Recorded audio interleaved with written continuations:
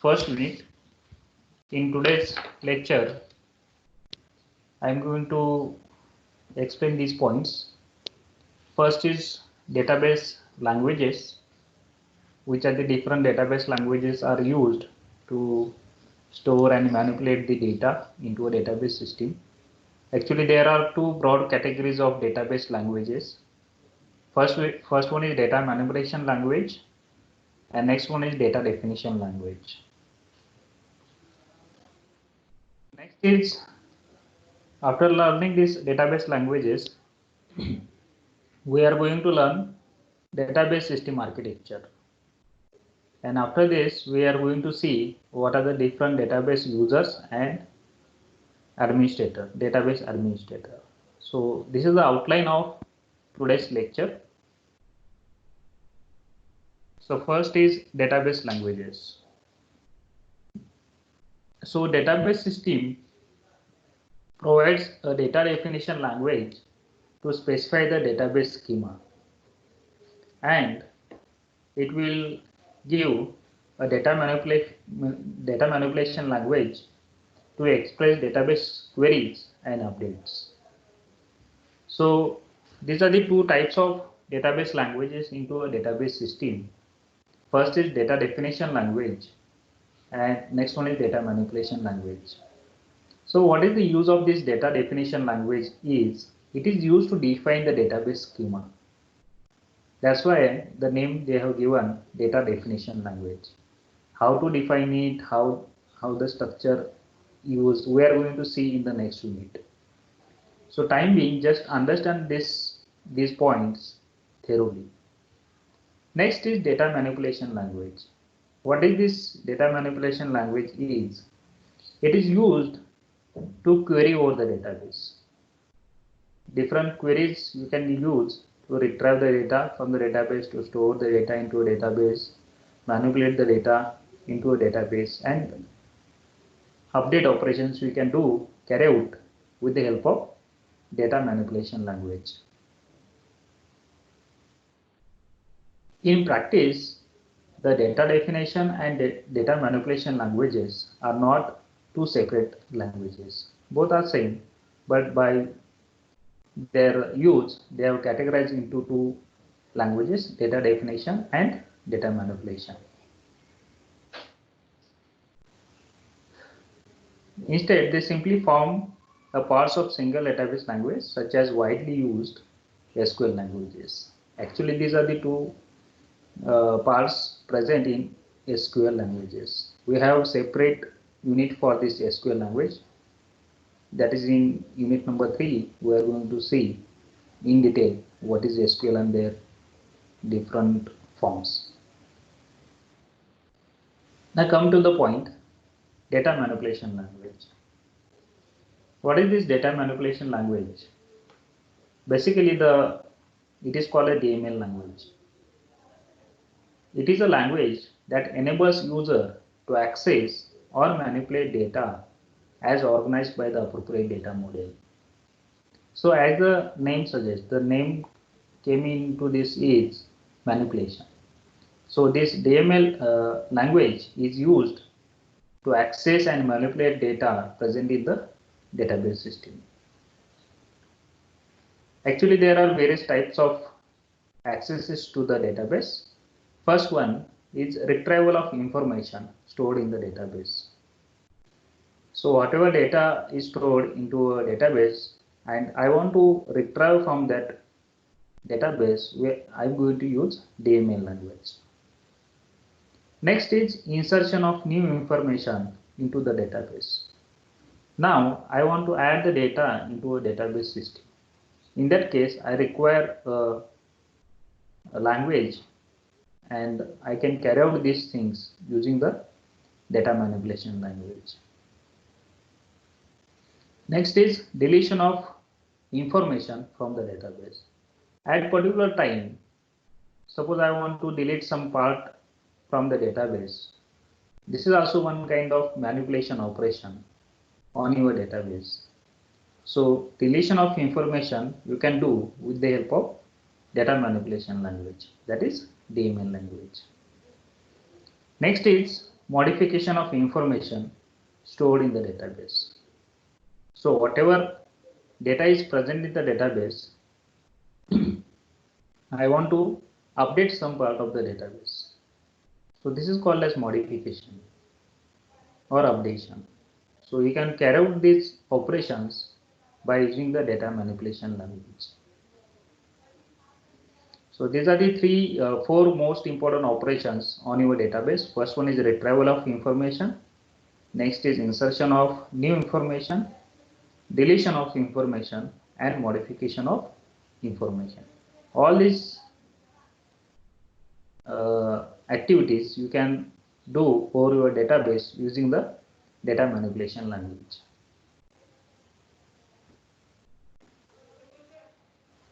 Again, these two DML languages are divided into two parts.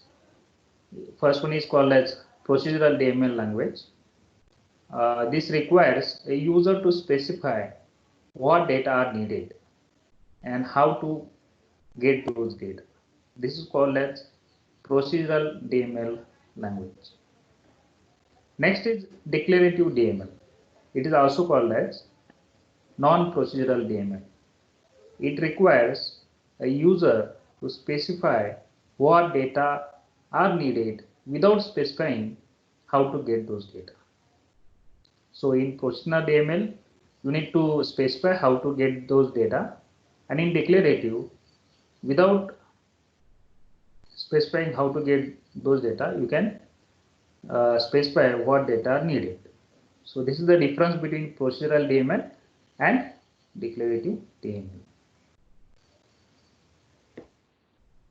So next is query. You have come across this word many times. So what is exactly query is? A query is a statement requesting the retrieval of information. Keep in mind, a query is a statement requesting the retrieval of information from your database. So it is called as query. You will come across this word in unit number 3, because in unit number 3 we are going to see SQL, and SQL nothing but the structure query language wherein we have to fetch different queries over your database.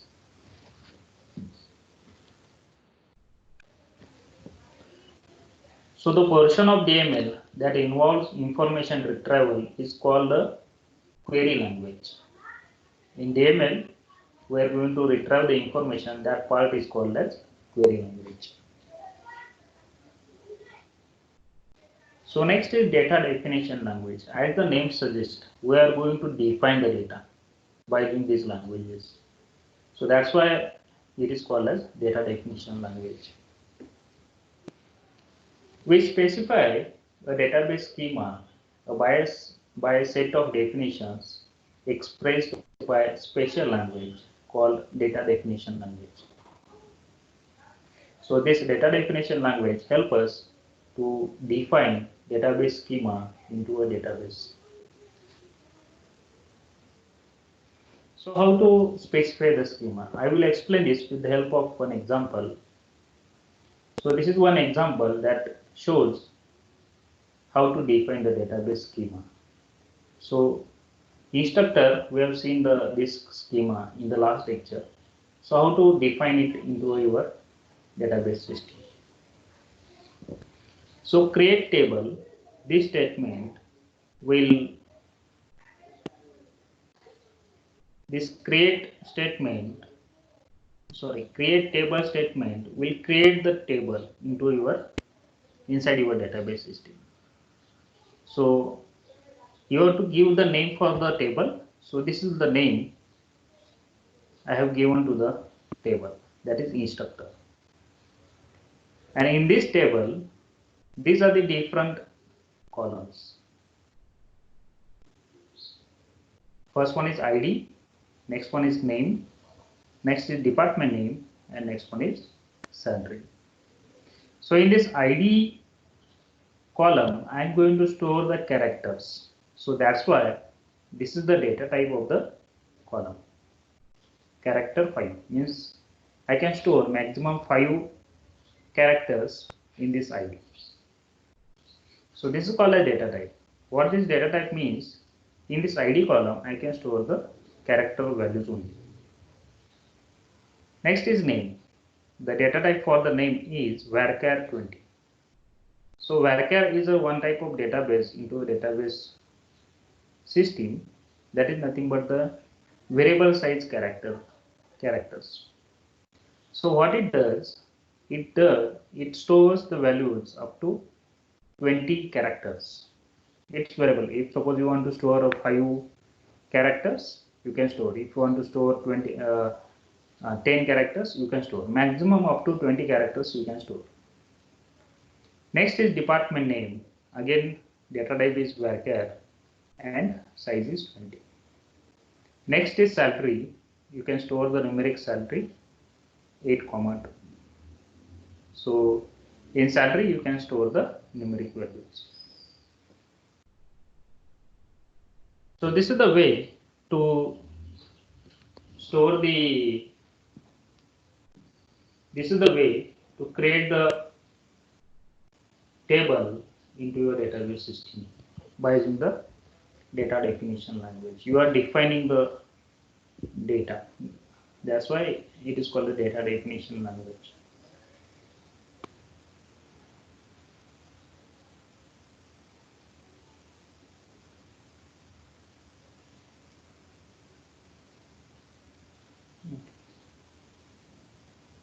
Next is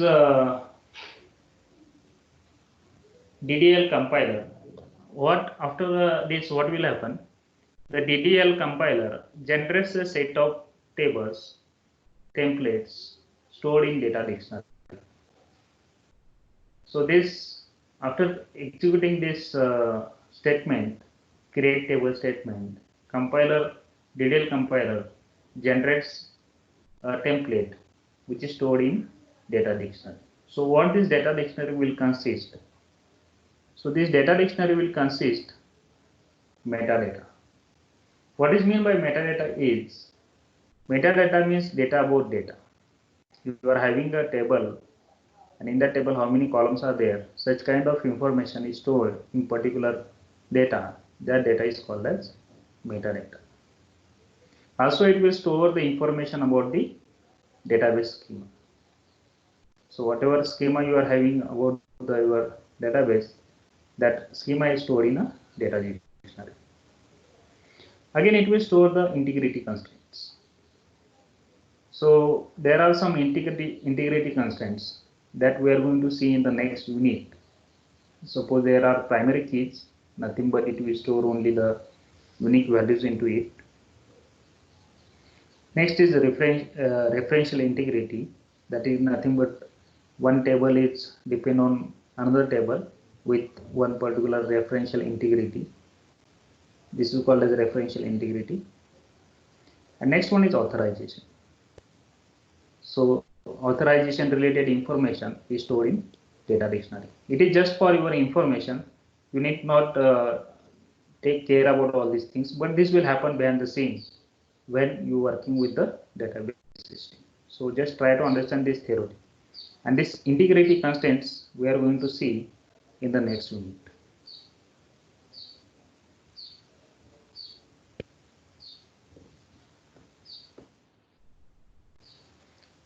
Next is database system architecture.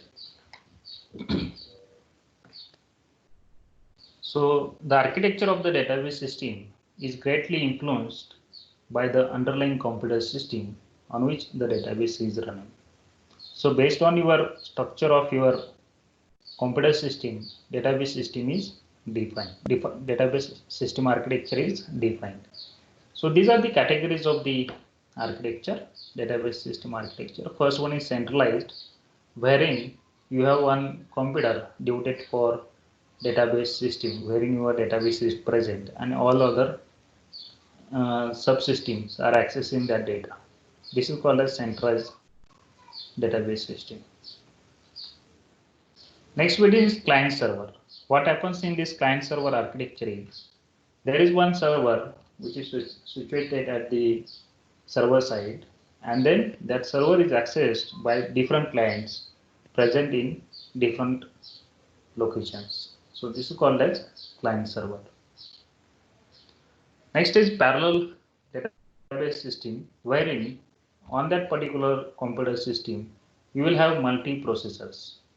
So on these multi-processors you are storing the database system, that is called as parallel database system. Just try to understand this thoroughly. We are not going to implement all these things, but you need to understand it thoroughly. What are the different ways we can have for your database system architecture? Next is distributed. What happens in this distributed system? Your database system is distributed among different sites, and you can access this data as per the need of particular site. So this is called as distributed database system. So this is the system architecture. So I will explain this. The image is present in the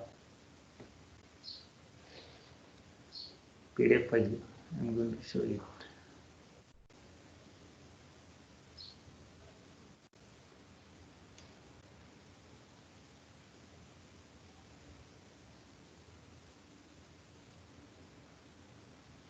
Is this image visible? Anyone? Yes, sir. Okay. So this is the overall architecture of the system architecture of the database system. So I'm going to explain this one by one. From bottom, I'm going to explain it. So this symbol indicates this is your database system. That is your disk storage. So what this disk will consist? It will consist the data, okay, that we are going to store into our database system. Along with data, what this storage is having, it will have indices, it will have data dictionary, and some statistical data that is required for storage manager. So these points are stored into this disk storage. First, most important is data.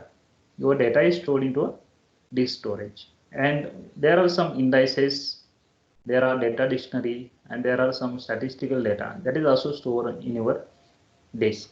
All these terms you will get familiar when you learn second unit and third unit. No need to understand all these things, all the terms right now. Just try to understand such kind of things will store in disk storage.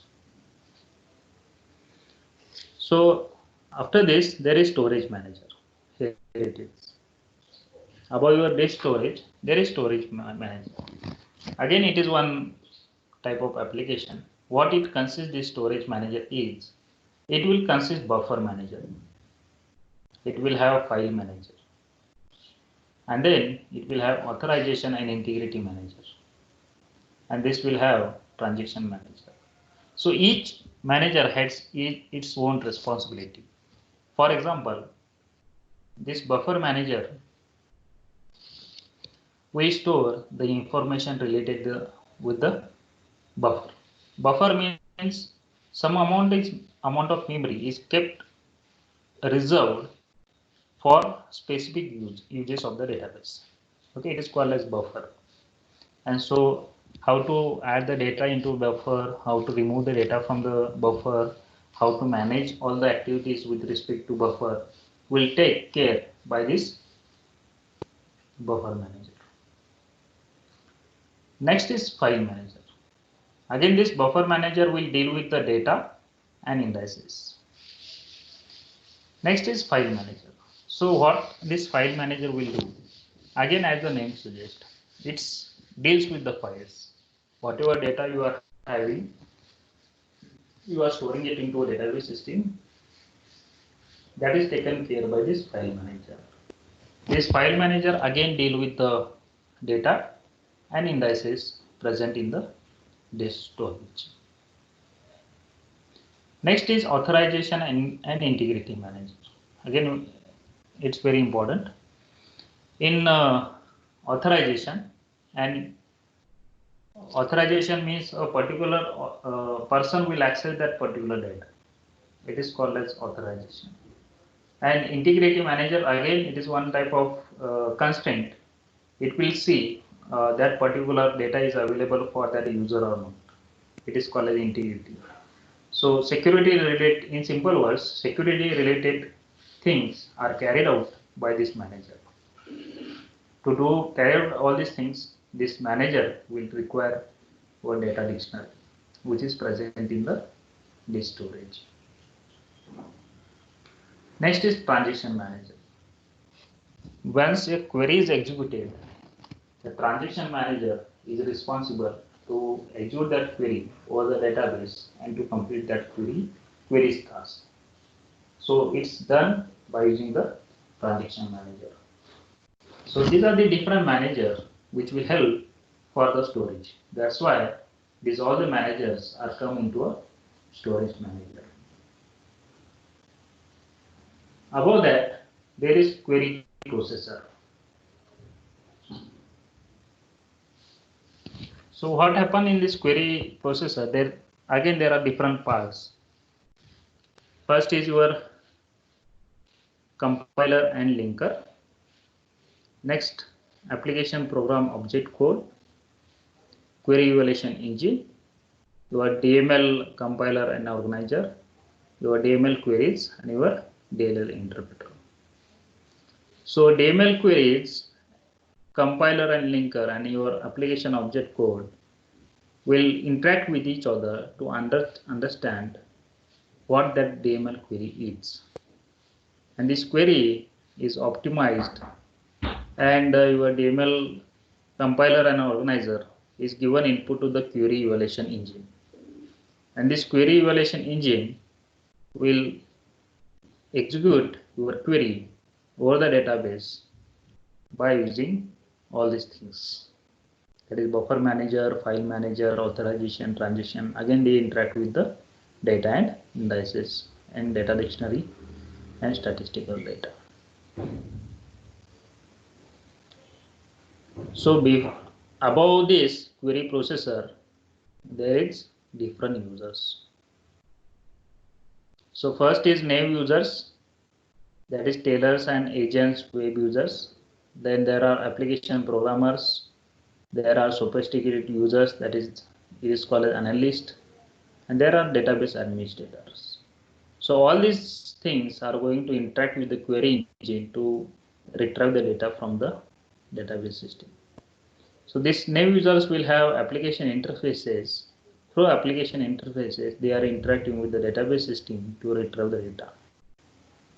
These application programmers will have, they are going to write the programs that are called as application programs. They are interact with the your query processor. Next is sophisticated users. All these sophisticated users are called as analysts. They are uses different query tools to perform the query to carry out the queries over the database system. There are different queries will be executed by these query tools on your database system. There is database administrators that are uses administrator tools, and these administrator tools are going to interact with the DDL interpreter and DML queries, and then again same scenario will be executed. It is with the help of storage manager. They are interacting with the disk storage and they will retrieve the useful data from the database system. So overall, this is your database system architecture. It is called as system architecture. Again, there are some parts that I am going to continue with here. So this is your system architecture.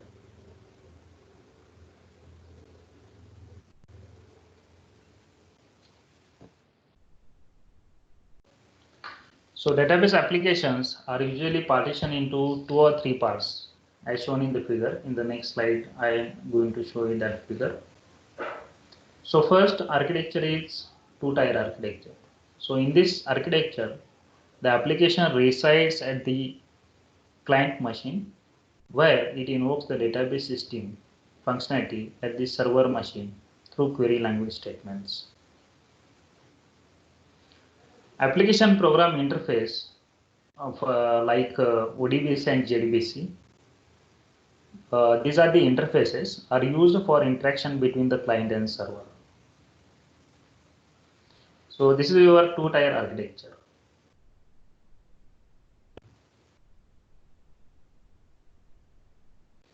So this is your server.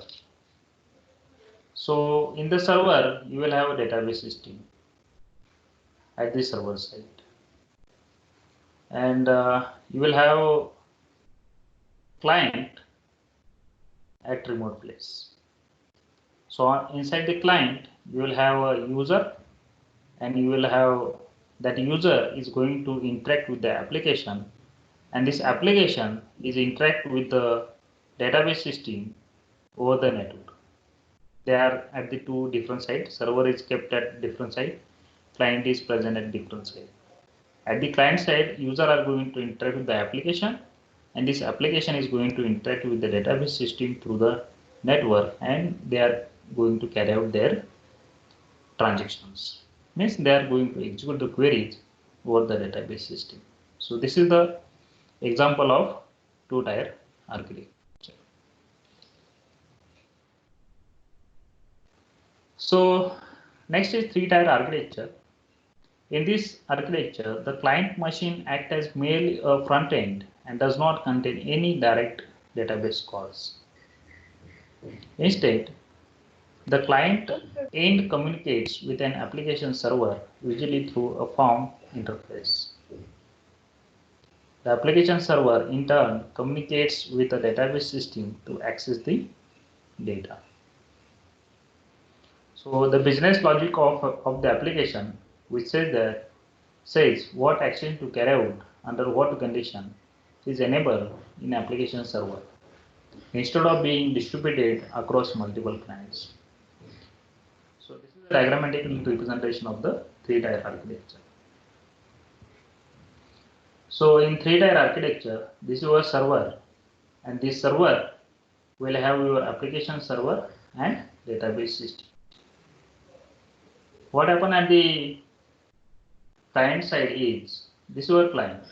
At the client side, this user is going to interact with the application client, and this application client is going to interact with the application server, and this application server are interacted with the database system to retrieve the useful information from the database system. So there are another application layer here that is called as application server. That's why this is called as three-tier architecture. So again, I am repeating, in three-tier architecture, this user is interact with the application client, and this application client will interact with the application server, and this application server is interact with the database system, and it will retrieve the data from the database and it will send back to the user. So this is the three-tier architecture.